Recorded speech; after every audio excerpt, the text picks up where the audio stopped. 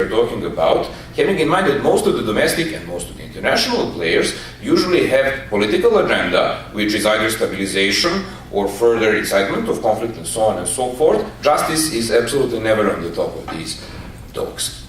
As you can see, ICTY was mandated with a rather ambitious set of goals, and also during its early activity, judges of the ICTY were ever more ambitious to add new things on the table about what this tribunal is about to do.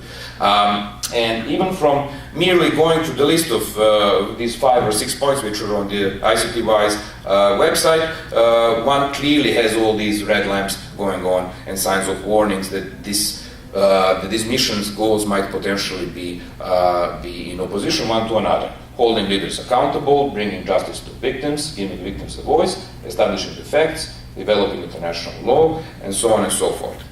Now, how did ICTY, which is in place from 1993 up until today, and will be for a couple of more months or years, but difficult to say at this point, how did this tribunal actually respond to this huge challenge? Here on this map you can see a short factual interpretation of what ICTY had done, and then you will see why ICTY is usually a darling of literature about international criminal law.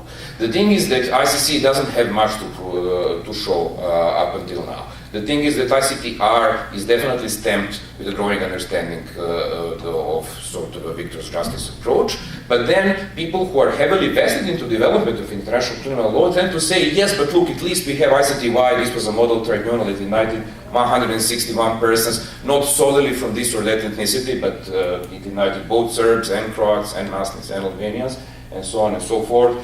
It brought about 4,000 witnesses, it generated 1.5 million pages of transcripts, and so on and so forth. Some of the people were acquitted, majority of them were in one or other way found guilty. Isn't that a beautiful tribunal?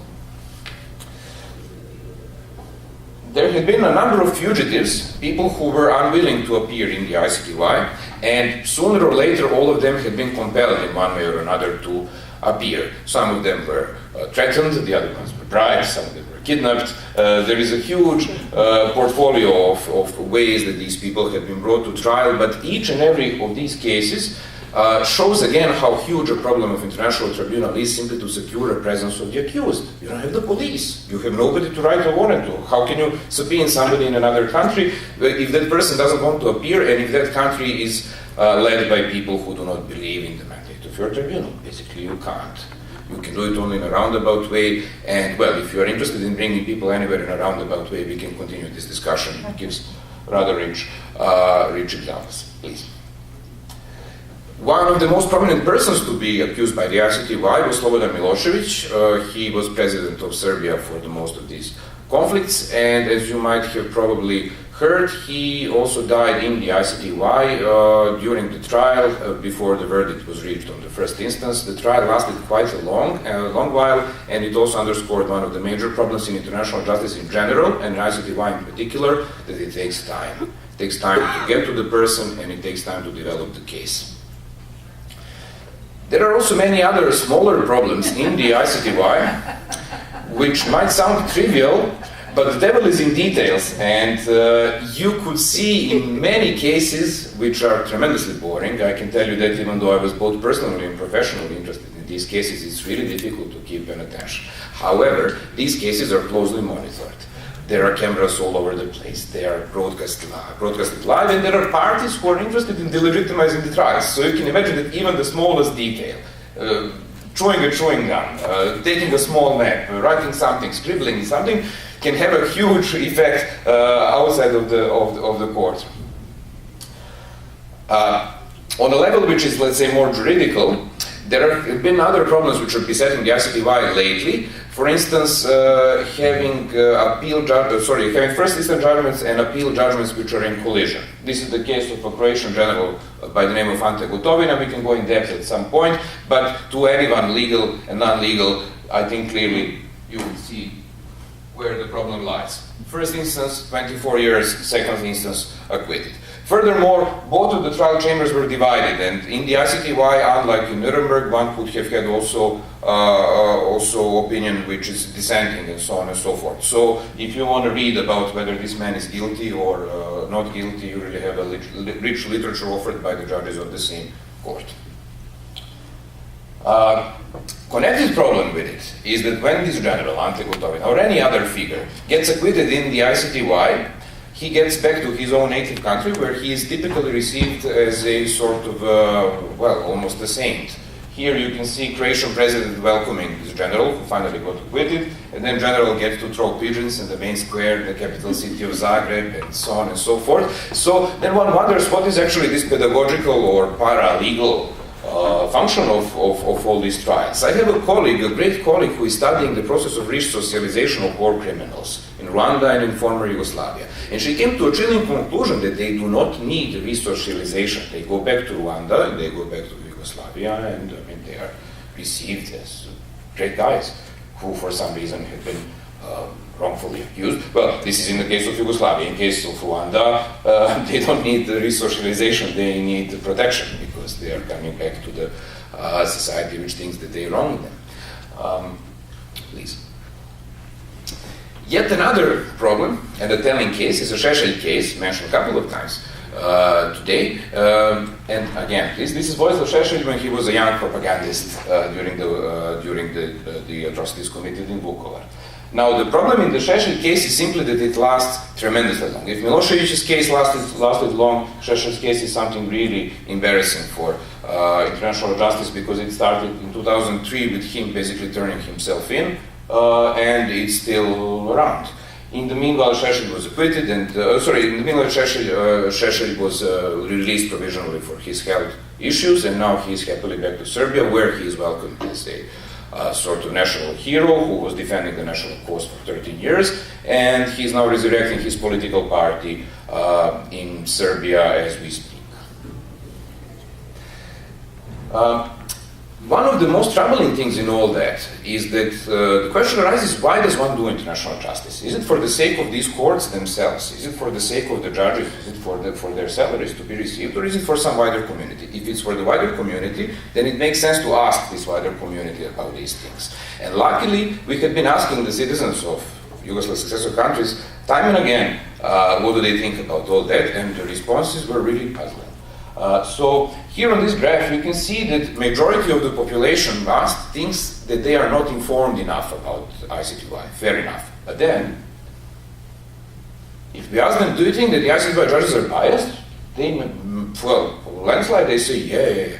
And it makes one wonder, okay, if you feel that you are not informed enough, how come that you have such a strong opinion on rather sophisticated question of whether judges are biased or not? So this is just one example of a confusion which exists there.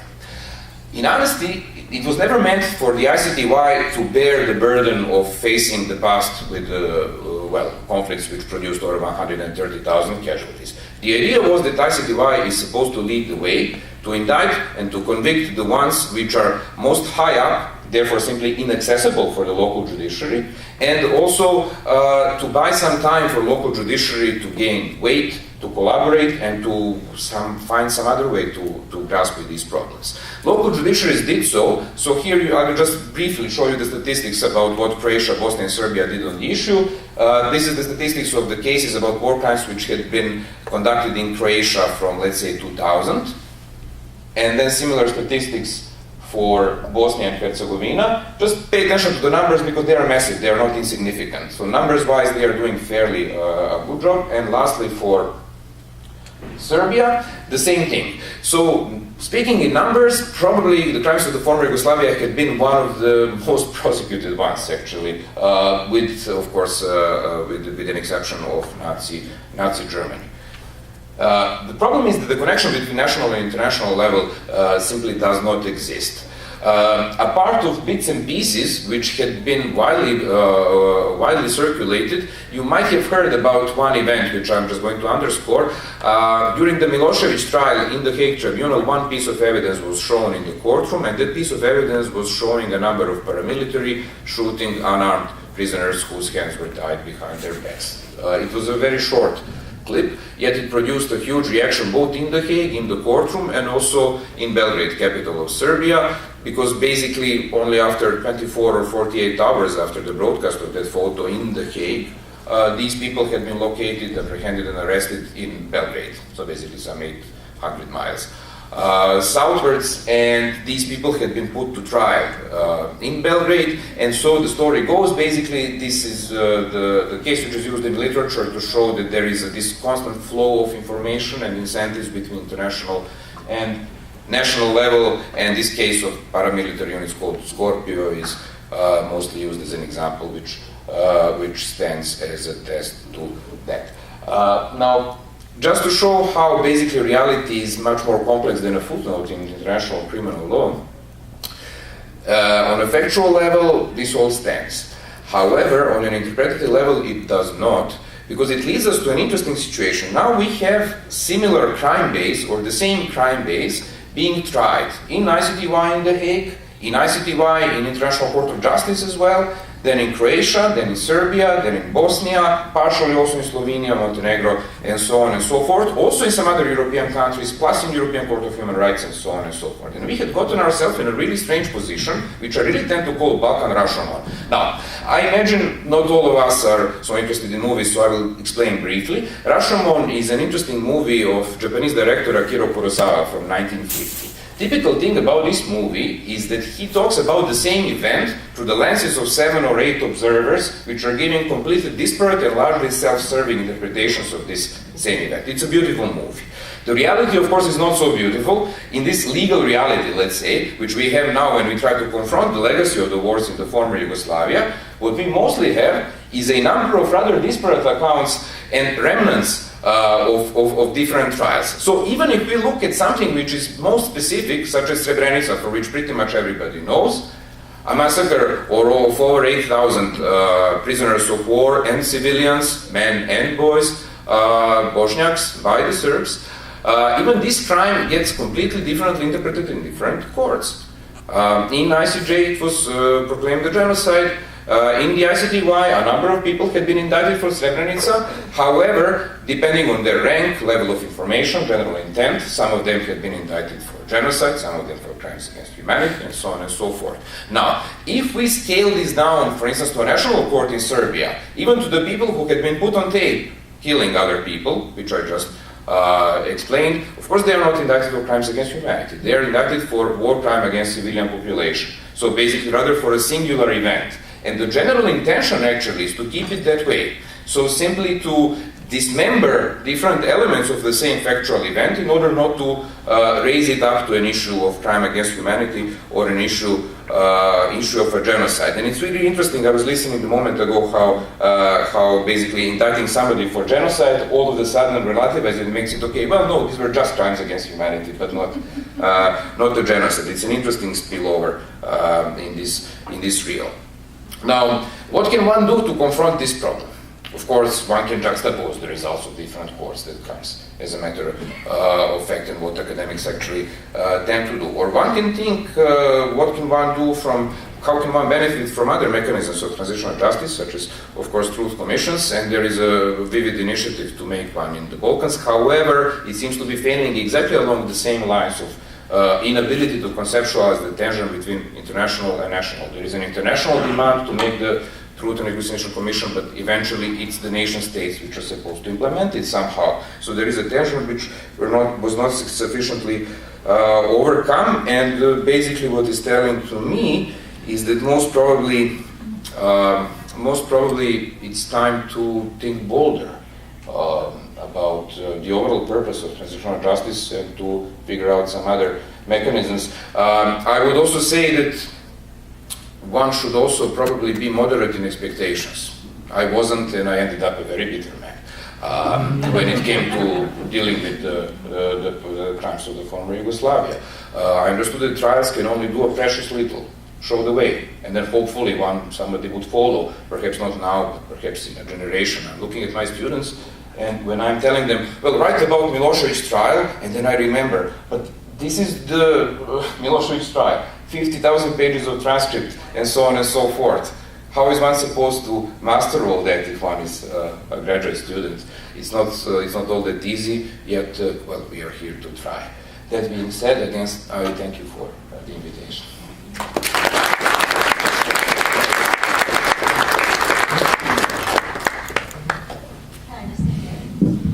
So, Hi, everybody. What a wonderful panel. These were fascinating talks, and I feel really thankful to have been invited here and also to have the honor of giving the first reaction and set of questions to this set of panelists. There's a lot that I could say. I'm not going to say much because I have to run, unfortunately, so I can't stay, and I really want to be able to say just a little bit and then hear your initial round of reactions.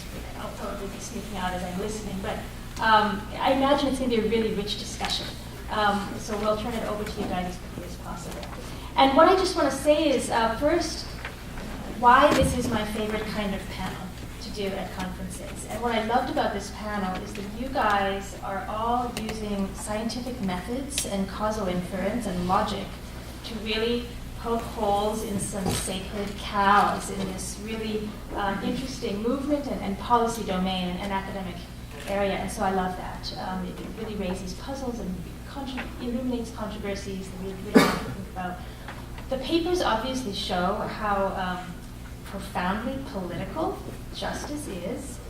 There's nothing objective about it, obviously. There's no truth out there, apparently, to find. It seems like judges are motivated by all kinds of things other than evidence, if they're even awake to hear the evidence. Collective memory is based on power plays. The very concept of justice, as Jamie explained, gets interpolated to suit people's different political interests. And it seems like this would really help to explain why we're seeing in so many of these contexts that local civilians in post-conflict areas are often profoundly disillusioned by these efforts that we've made. And I am hearing that in these really interesting papers based on fieldwork. I also remember that from my own fieldwork in the former Yugoslavia. And it would make a lot of sense based on what you're presenting here.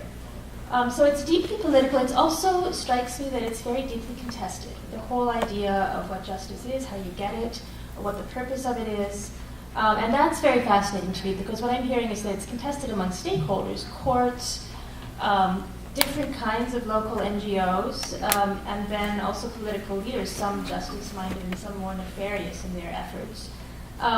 But it sounds like it's very contested among academics, what this whole area of inquiry is even about, should be about. And to me that's really fascinating because one of my research interests is how ideas circulate between the academy and the political world. So this is one of those policy domains, transitional justice, that has really been characterized by significant cross-fertilization of ideas between scholars and human rights activists. Yet now, legal scholars are here, again, using science to really pick apart all these assumptions that many of them originally flowed from the academy. So to me, that is absolutely fascinating, and it sort of leads into my big questions I'm going to leave the panel with. I won't pick on any particular paper, but I just want to throw out a couple of questions or thoughts to all of you and see how you might want to grab onto them before I have to run. And one of them is just if you would think about maybe remarking on that tension between the academy and the policy domain of transitional justice. However that has percolated for you in your work. I'm really interested to know if you've observed this or actually interrogated it directly in your fieldwork. Vladimir, Jamie, and Lisa especially. Have you done interviews with scholars as a sector or as a block, locally in these contexts or transnationally? And how are academic insights circulating among these and other legal frames and ideas that you're studying empirically? And I'm not asking more about the knowledge base you're drawing on. I'm really interested in whether you've thought about scholars as stakeholders in this transnational epistemic/advocacy community. Maybe you haven't, but maybe you will on your feet. Yeah, maybe you have. And secondly, what is it like in that context to be writing and working as academics in ways that really challenge the entire movement of transitional justice? And Richard, I know you wrote a really interesting book on the role of experts in trials and expert testimony in trials. And I imagine that must have been controversial, some of your findings, among not only the trials, but the experts themselves, the community of experts whose work here in some ways critiquing or pointing to it. So I'm just fascinated to know what the reaction has been and what it's been like so how you guys navigate all that, how you navigate the contested nature of justice in your own work as scholars. And what does it all mean? So the final question is what then? So it seems like a very pessimistic panel in some ways. It wasn't just a reading of transitional justice. So at the same time, this room is filled, I know, with bright-eyed human security-minded scholars who, or faculty. Many of us would still like to believe that these institutions have the potential, at least, to do some good in post-conflict situations in bringing about a culture of human rights. So is there any hope based on what you're looking at it? If so, why? And how would we level political reality in more informed ways to in the service of those goals?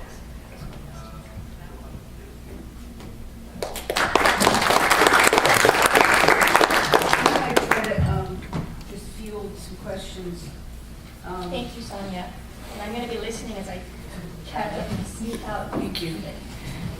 I'll take advantage of the fact that I'm nominally supposed to do this chairing bit and just add something to Charlie's final set of questions there, because I too was struck by, what's the, not so what, but what's the point? Are we reaching a point, is this set of panelists a group of folks who are among those who perhaps are beginning to think about alternative frameworks beyond these commissions, et cetera, that might include, society-based strategies for contending for decolonizing justice, or for, sort of opening up what justice might look like.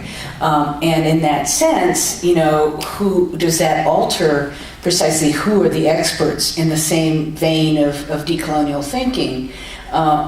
Is it the indigenous peoples of the Andean region of Peru who ought to be listened to as the experts in many cases, rather than, or in addition to, scholars touting their findings as science, which after all, the scholarship disagrees. I mean, that's one of the things that's come out here too, is that the scholarly findings are not consistent in terms of the effectiveness of these proceedings.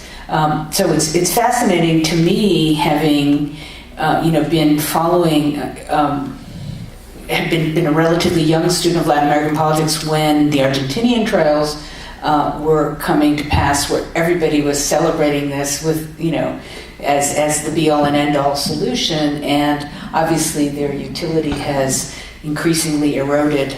So I was just curious to hear more about what kinds of,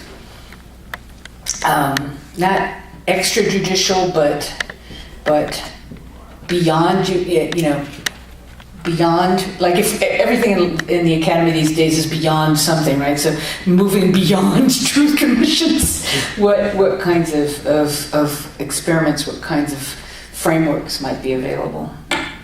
But I'm not supposed to stop there. I'm supposed to take other questions, and then we'll go in the reverse order that people presented, so you can start. But questions? Answer Charlie's question before she goes. Oh, sure. Sure. Yeah, Charlie wants her questions answered since she has to leave, so we'll concede since she was so gracious as to join us. Go ahead, Lisa. I actually have a very concrete example which was fascinating. So I was invited, I think it was last fall, to Colombia. And the team that was negotiating the transitional justice aspect found me, wasn't related to what they were doing. They're like, we have dinner with you tonight. So I was like, sure, that's great. And so their whole mission, I had written an article about the Barrios Altos decision basically making amnesty unlawful in the Americas. And their whole mission was to get me to at least admit that a new decision of the Inter-American Court allowed limited amnesties. And they wanted me to concede to that. And ultimately, another scholar, Doug Castle, who later told me he was brought in, he said no. And it was this whole debate within their team of needing to have this effective liberty something, which I actually just heard today, but engaging with the scholarship on the limits of what they could do. I thought that was amazing, actually, that they were even engaging with my scholarship. It's very flattering. I'm going to say 3 really optimistic things.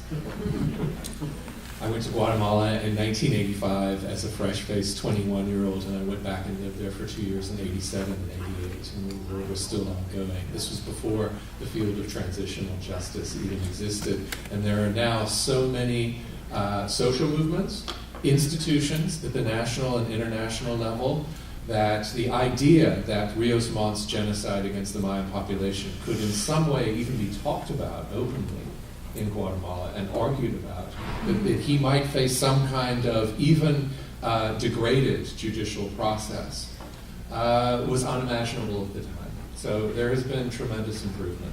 Second optimistic thing. I have given 3 presentations of my work to the Office of the Prosecutor at the ICC and the ICTY. Most recently, I talked about this question of accomplice liability to the prosecutors in the Shechel trial, and I told them that they had their model of liability completely wrong, and they built the wrong case, and that's why it fell apart, and they should do it differently. And they said, you know what? We think you're right now. And so they are open to these kinds of things, and there's all of us, I'm sure, have had these conversations. I know that Vladimir has been part of a prosecution team in Serbia. So the cross-fertilization in the scholarly field and in the practitioner field is there, and it's an ongoing debate. Our voice counts. They actually like having outsiders come in and say things that it's difficult for themselves to say sometimes. It opens up debate for them. So I've had very few hostile responses when I've presented critical material. And then finally, I want to push back again a little bit against what I thought I heard in some of the presentations, that somehow if a truth commission process or a trial process results in a multiplicity or a plurality of competing historical narratives, that somehow that's a failure. It's not. The only way we get rid of a plurality of historical narratives is to carpet bomb the population and kill everyone. Because you're simply going to have, and it's probably a good thing, because one of the characteristics of authoritarian regimes is their ability to impose a single historical narrative. And I don't think we want to do that. So I'm actually have come to the view that we need to set our expectations low, that trial processes and truth commission processes open a set of historical narratives. They bring ordinary individuals into the public space and to speak in ways that have often never been heard before in many of these countries. And we have to trust in the process. We have to trust that those processes do lead to incremental and change that, despite our impatience, is better than the alternatives of silence and so on. I'll reply to that and be defensive and say no, or not, because that's directly, I think, the concern to me is when a truth commission becomes the goal or the fall to or the compromise, right? That's the concern, and that the truth commission becomes a panacea. And so my main concern about truth commissions is that they have become a sort of panacea, and they've become something that so many people can identify as a good thing. They latch onto it and see it as a goal, not a process, and the competing understandings of what a truth commission can do, and this is based on my work in the Balkans, on BRACOM, on a truth commission there, is that when you get to the nitty-gritty of what the truth commission is going to look like, it can actually exacerbate existing tensions, and that just needs to be understood. Not to say they're bad, not to say they're good, but that is the process itself is important to think about. I'll show you my chapter. Scholars, major part of the story in spreading transitional justice and how it's understood around the world, and we'll talk about that. So to Charles, immediately, you tackled something really interesting about relation between academia and the political factor. And I think I would add something that is a bit more complex than that in this particular field it's a triangle of academia, political factor, and activism. Mm-hmm. And this entire triangle goes on national level again and on international level, academically, politically, and in the realm of factors. These are many hats to bear. One can manage 2 hats, perhaps even 3, but managing 6 hats becomes incredibly messy, and we saw it many times. And it's not only about the judges not listening to academics and so on and so forth, it's also about academics learning to be ambassadors without being appointed. Because the thing is that, and I think that this is why transitional justice is sucking in so many students and so on. Who wouldn't like to distribute justice around? I felt so good when I was consulting in the Serbian prosecution, and I thought that the things are heading in the right direction. We really feel this unity between truth, justice, and so on and so forth. And as always in our private life, we seek for this illusion unity, and finally then we think that we can find it on the political level. And then again, this disappears overnight through one or the other nasty political compromise, and this is how one gets into this position of being disillusioned. What can one do? And one can, I think, be really reflective about one's own position. And this is why I thank you for this question. So thinking, where am I then? How did I cross the line between becoming an academician and licensing law without the degree? Or am I in my political capacity now here or an academic one? That helps a lot, because in the end, I mean, there is again only a certain limited thing that an individual and even an institution can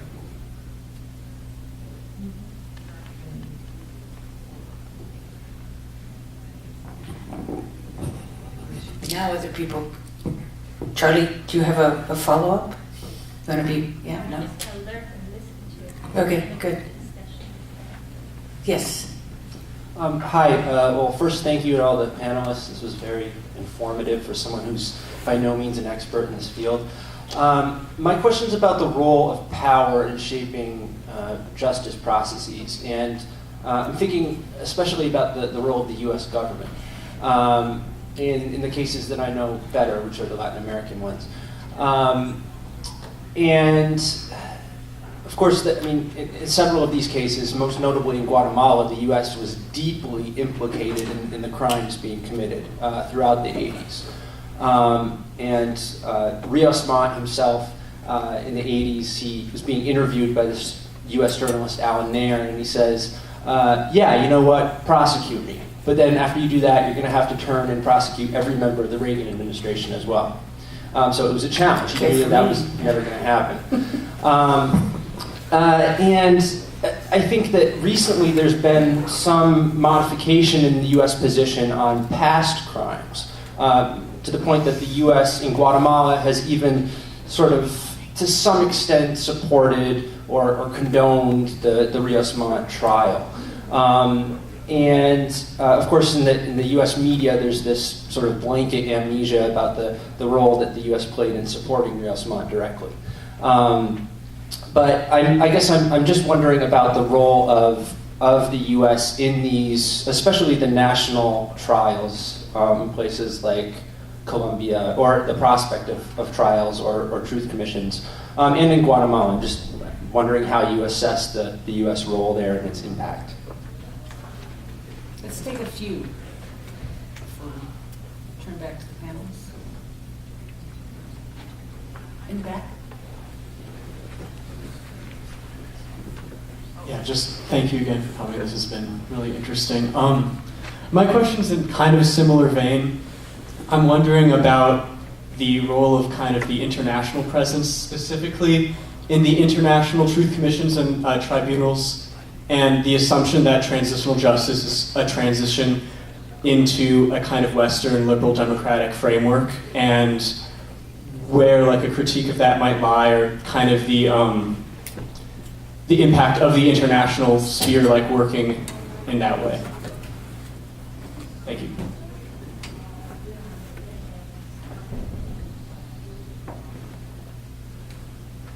Gotcha.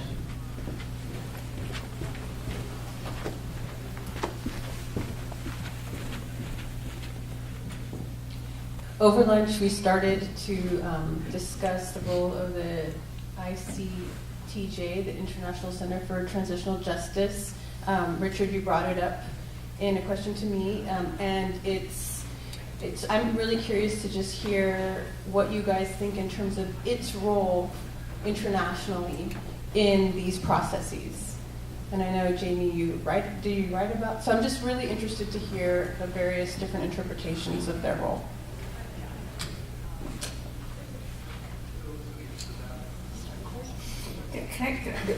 No, just one thing in terms of the further complicating the question I asked earlier. I was struck in hearing your account of Colombia, which is a case that I'm relatively familiar with, that this is a question for Jamie, I guess. Wouldn't it be the case that perhaps Colombia is an exceptionally complex scenario where there are competing stakeholders, to use that language, and competing narratives and multiple and overlying conflicts and so on. But isn't that true of any conflict situation? I mean, in other words, and therefore is Colombia, an emblematic case in some ways, or like a representative case, rather than an exceptional case, in your view? Can we therefore learn from it about the perils and pitfalls and contradictions of these processes, rather than to point out in some ways, because it's the Colombian exceptionalism discourse that I think you need to be. I mean, I'm sure you are in your book, since it's one of several cases, but to make explicit here to what extent you think it's exceptional or So just yesterday I was working on my U.S. chapter, because I study how there was a brief moment in time when a Truth and Reconciliation Commission was being proposed for Bush-era torture policies. And the concluding section is American exceptionalism. And in fact, the way that American exceptionalism was articulated to me, and in fact that the same type of exceptionalism was articulated to me in the Balkans, which is my other case study, and in Colombia. And so each place has its own sense of exceptionalism. And what that exceptionalism tends to lead towards is transitional justice is for others. Okay, truth commissions as an alternative to criminal tribunals are for others. We are a country that can do justice in the criminal justice way. So the difference I'll say about Colombia is that, it's funny you say that, because whenever I present on the Balkans, which is where, I've done so much field work, everyone says I leave the Balkans feeling like that's a mess, and it's an exceptional mess. So it's interesting to hear, is Colombia the same?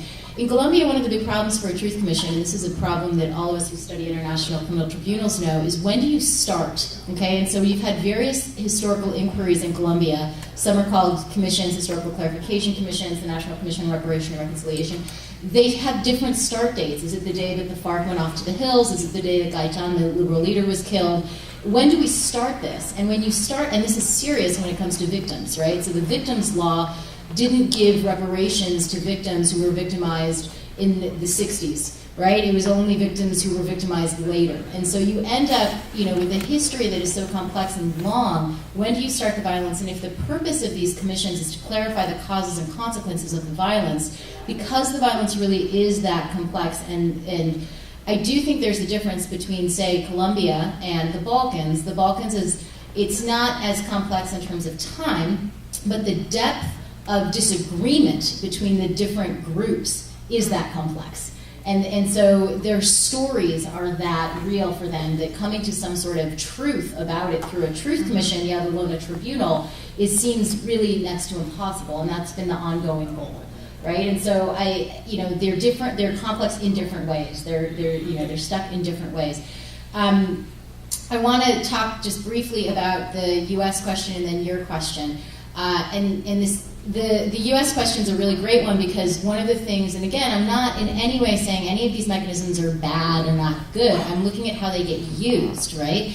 The FARC, in their negotiation, were insistent on making sure that if we're going to have a truth commission, that the U.S. role is playing a prominent role, right? And so, they say, sure, we'll agree to it, but you better not be trying to tell the story that I think you're trying to tell. And, it was very clear for them that the U.S. has to be included, right? Meaning we want to even subpoena. We want, really to get that story. So they're aware of, the history, and that's complicated. In terms of hope, I'm actually, every time I'm in Colombia, I'm desperately hopeful. I'm just, I'm impressed with the sophistication. I think the advocacy groups are active and engaged and thinking about creative solutions. I think there's a lot of work going on at the local community level around memory. My concern about national truth commissions is telling the truth, right? I worry about that, and we all worry about that, the same in a tribunal, and I do think there's a lot of fantastic work being done for artistic expression about people's experiences and for community-based actions. And the more space that can be facilitated for that, I think that has better and more, it can have better and more direct effects. Arguably, some would say, no, it has to be a sort of, we all have to understand the same collective memory issue, right? Those are debates, and they're love having them. No answers. Yeah. So on the U.S. role, if you look at the Guatemalan Truth Commission, there's a big piece discussing the U.S. role in Guatemala. And part of that came about because they got hold of the NSA archives, which President Bill Clinton at the time released to them. And Clinton actually came out with an apology when the Truth Commission document was released for the U.S. role. So I think we ought to discriminate between different political parties and leaders in the United States and their approach to U.S. exceptionalism. I think it plays out slightly differently. As for ICTJ, it has changed over the years. ICTJ started by Alex Bahrain, the South African Truth Commissioner and pastor, strong advocate of reconciliation. And ICTJ was really the kind of IKEA of truth commissions. You could get a flat pack truth commission. You would just order in the catalog and they would send you one off the shelf, and it would be pretty serviceable, not too expensive, and don't let your kids jump on it. But then they've shifted over the last 13, 14 years, and they've become much stronger advocates of criminal justice and that paradigm. And that's partly due to the change of personnel and Juan Mendez and Paul Seals, but it's also the field. And this is something which might be of interest to those who are just trying to understand the field of transitional justice. In the 90s, it was really divided between the reconcilers, Martha Minow and others, and the hang 'em and flog 'em, prosecute them, criminal justice people.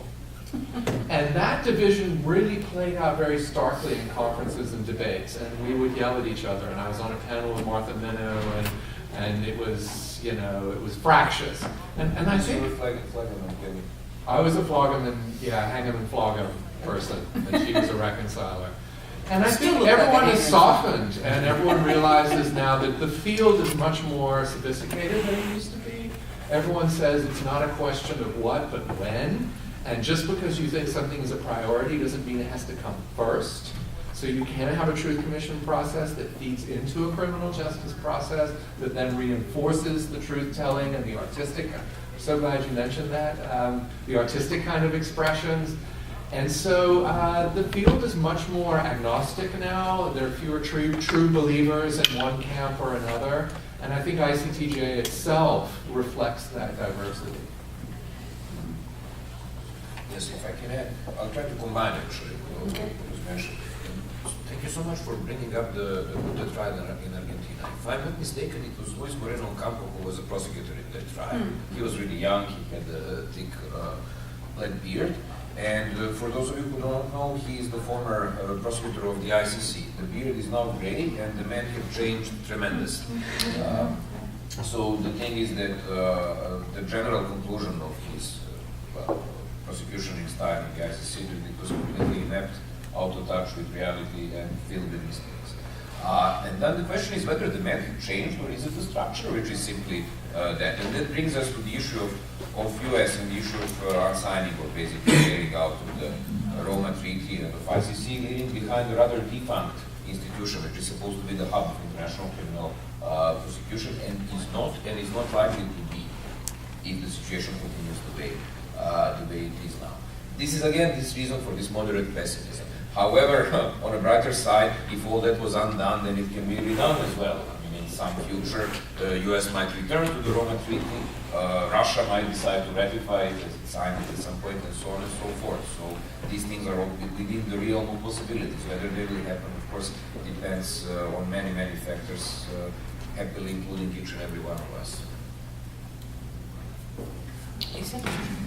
Concrete example of the power of the IC Center for Transitional Justice. There's a lot of acronyms flying around.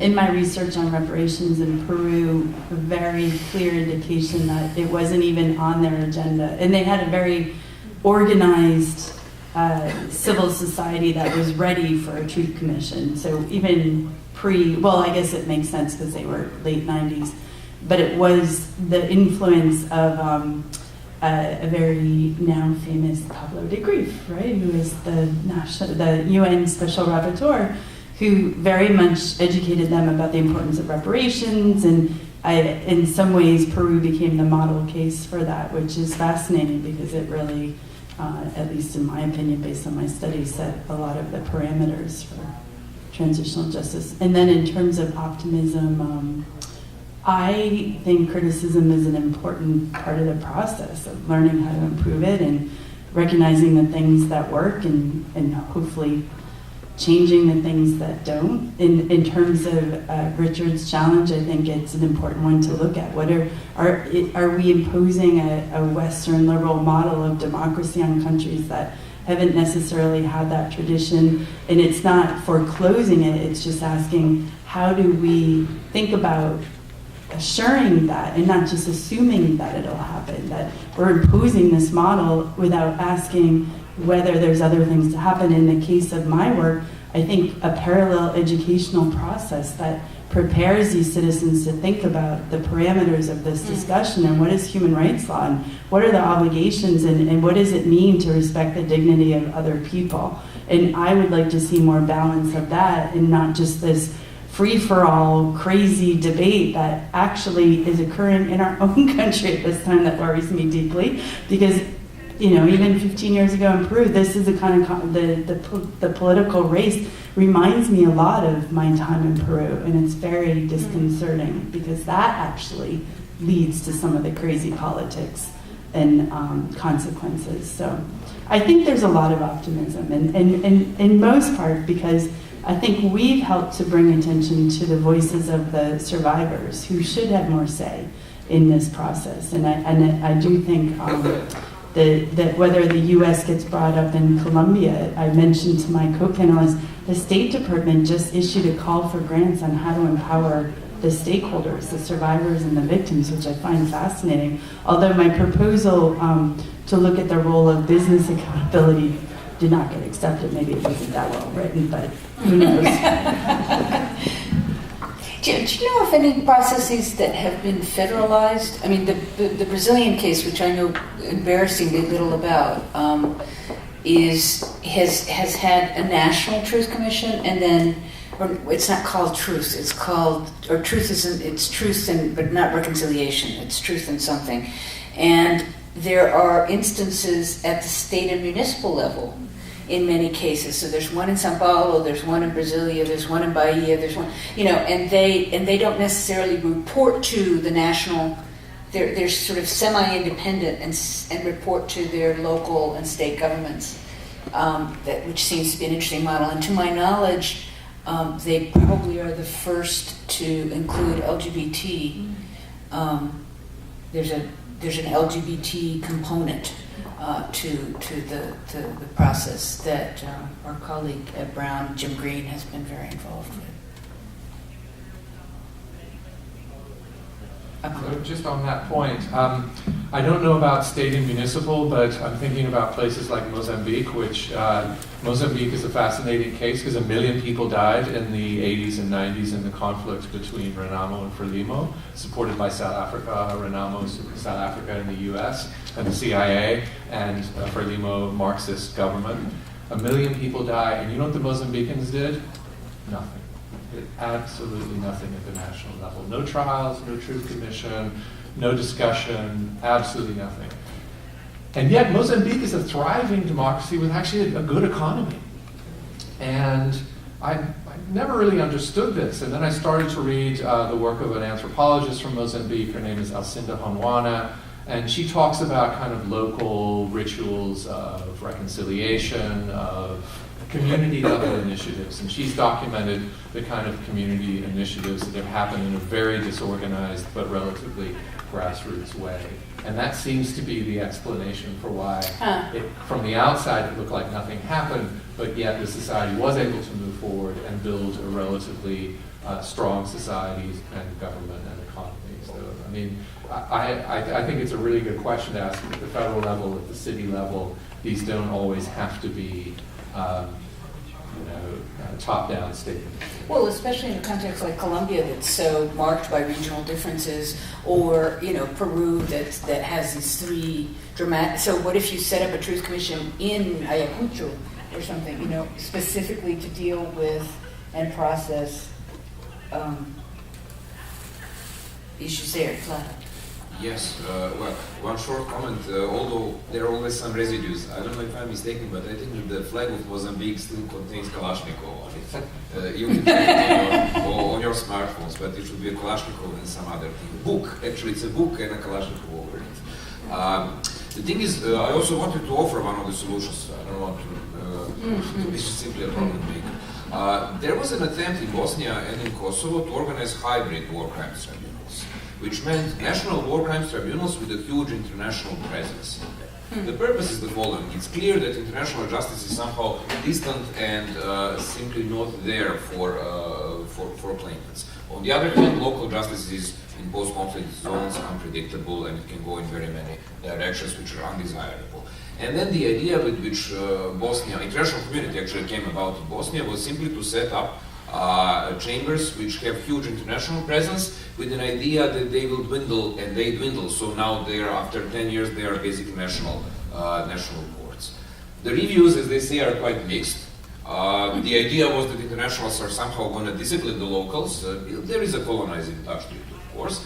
In reality, it seems that it happened that the locals spoiled the internationals. That there is no international judge that can't be reached after a while. But then again, it seems to me that this could be a promising venue, and it was experimented with afterwards as well. Yeah. I have a question for Lisa. Since you paid so much attention to the public debates regarding the Rios Montt trial, my recollection, and I didn't follow the trial, but my recollection of him during his sort of second career in the 90s and early 2000s in Congress, and then briefly running for president before the courts ruled him ineligible, was that he kind of touted himself as this sort of tough on crime, order guy, evangelical sort of authority. I'm wondering whether in the debate around the trial, whether his supporters, I'm curious about the ideological discussion about who he was and whether there was the same kind of conflation of like gangs and disorder with the Mayan and the guerrillas. Yeah, so, and Richard, of course, has done a lot of work in Guatemala, so you might have an opinion as well, but that's usually the narrative in any post-conflict situation. I mean, that's Chile today, even with all the work that they've done in Peru, in Guatemala, that they always look at these leaders as having saved them, and usually from a national threat that is now the moniker is terrorism. Back then it was guerrilla. It was that narrative is exactly what I was talking about. And what fascinated me is that I was encouraged that some of the debate was also very legal, and that's maybe because I'm a lawyer and I have a lot of faith in the legal parameter, but what is this crime? What does it require? Maybe this is crimes against humanity. But the ones who were ranting, it was fear about what they lived through. And quite honestly, in these countries, they lived a horrible existence. I mean, I know in Peru, the terrorism from both sides, the state and Shining Path, really left a mark on these societies. And naive of me to go in there and assume that I can even understand that reality and not honor that truth of that person. But what occurred nowadays would be more easily described as unlawful if you look at the parameters that are set in place for fighting wars on terrorism. Not that all countries do it that well, but we do need that debate. I was actually in conversation with some of the folks that wanted to do the Truth Commission on Guantanamo, and that conversation needs to occur. So. It's a really interesting piece, and looking at the institutions we've been talking about as process, because violence is a failure of creativity, it's a failure of imagination, it's a failure of ability to listen, to accept disagreement, to respect the dignity of the other, even if they hate you. And interestingly, to accept hate as a part of the social fabric. And so if the institutions can help people learn to mediate conflict in a way that's nonviolent, that's different from, and it's very intangible, it's hard to measure, and it's different from all the other outputs You know, the documents, the trials, the convictions, the acquittals, you can't count it, but that seems to be an essential contribution. And I don't know, I remember having dinner with Carol Gilligan about 10 years ago, and I don't know, she was telling me about her book, that Listening as a Feminist Strategy, and I don't know if she ever completed that book. Did she write that book? She did. Not yet. Okay, and I realized that during the dinner I interrupted her 3 times. But nonetheless, I endorsed it in principle.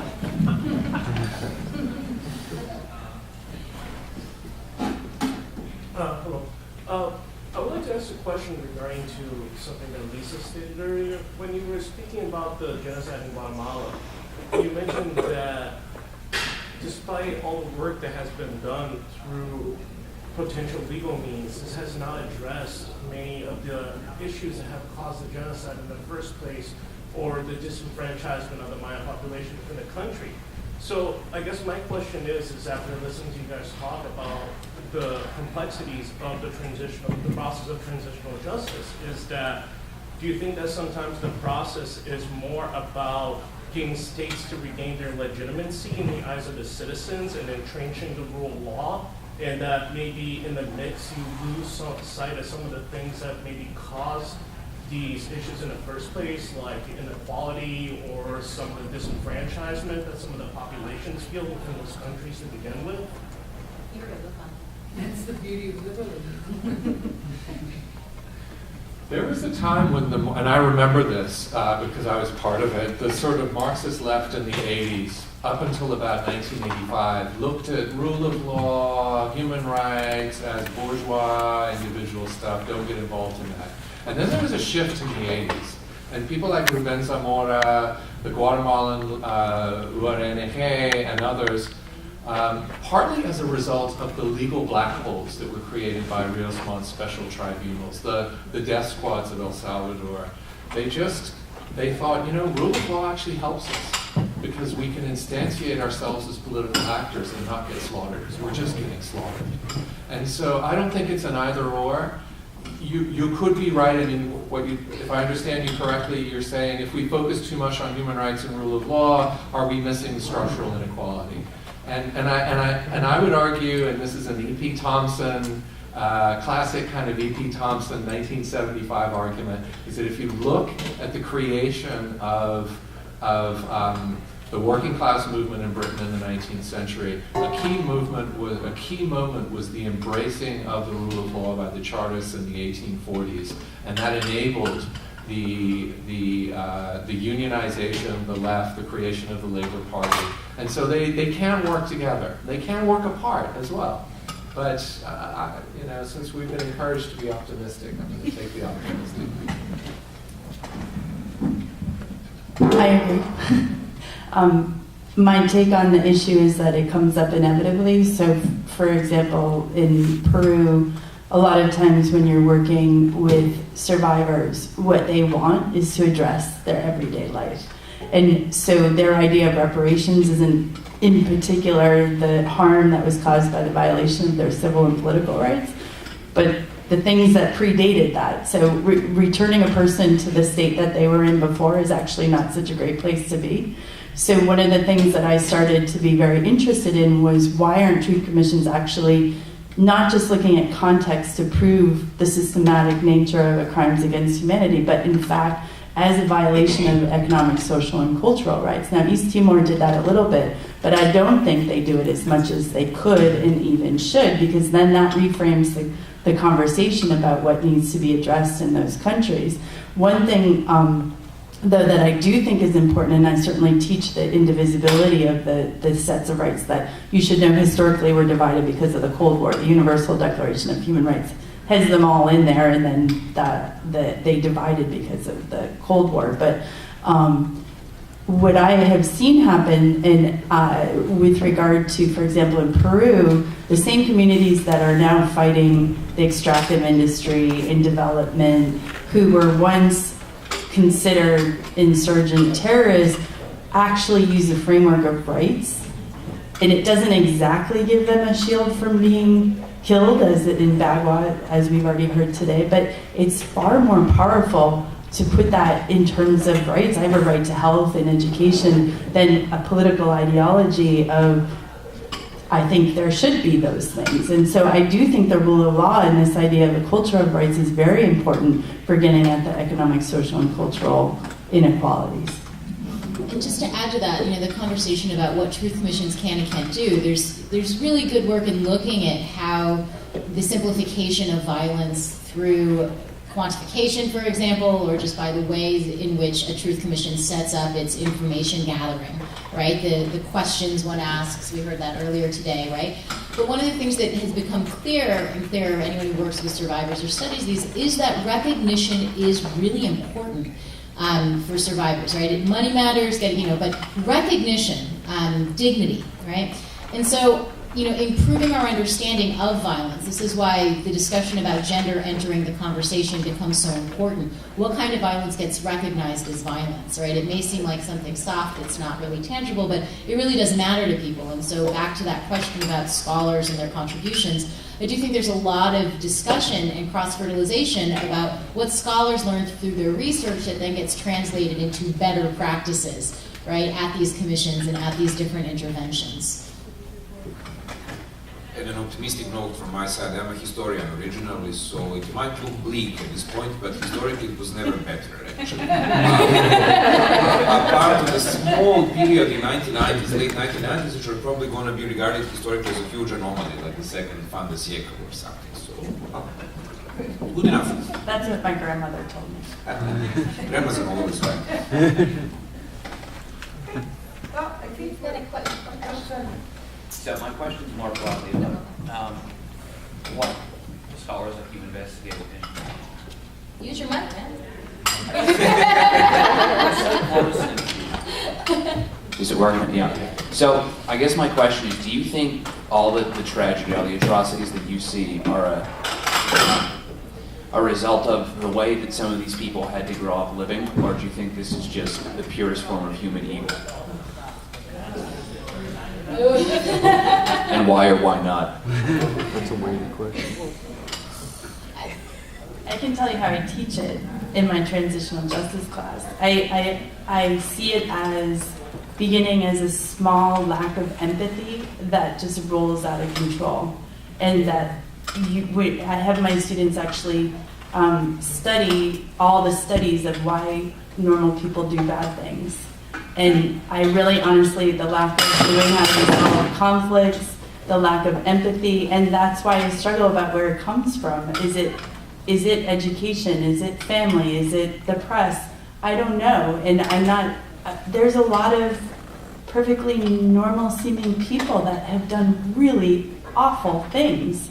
And, if we're going to get metaphysical, philosophical, we all have a little bit of that in us, right? So what's the difference? In some of these studies, it's a tiny percentage of people that really take a moral stand in these situations and risk their own